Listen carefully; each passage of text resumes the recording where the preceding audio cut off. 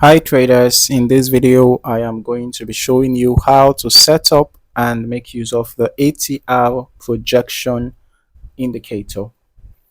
So the first step is to download the indicator. You're going to see the link in the description. You just follow the link and come to this web page and you click on this.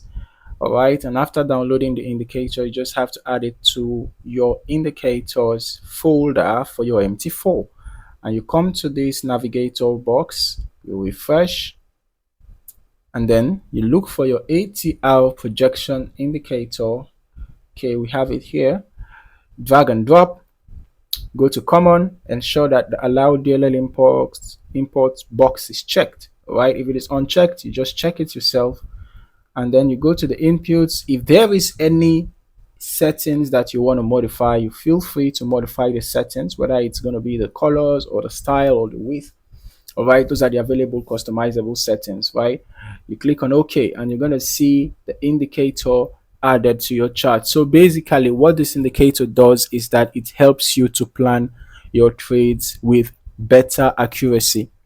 All right, as the name implies, it is a projection indicator, right? So the indicator helps you to project potential price moves. Okay, it helps you to project potential price levels where the assets you are trading will likely get to based on the average true range.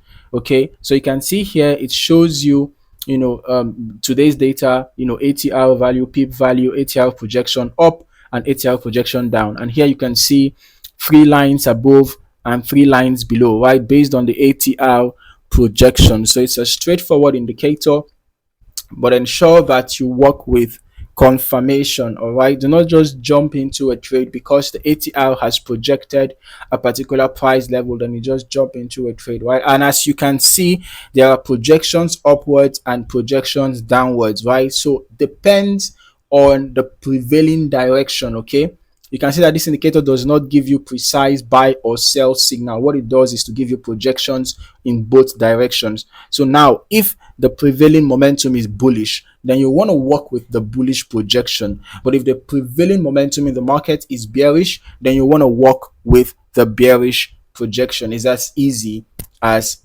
that. All right, now if you're not yet subscribed to this channel, you can go ahead to subscribe so that you don't miss out on more valuable tips like this. Okay, in the meantime, thank you for watching and I look forward to seeing you in the next video.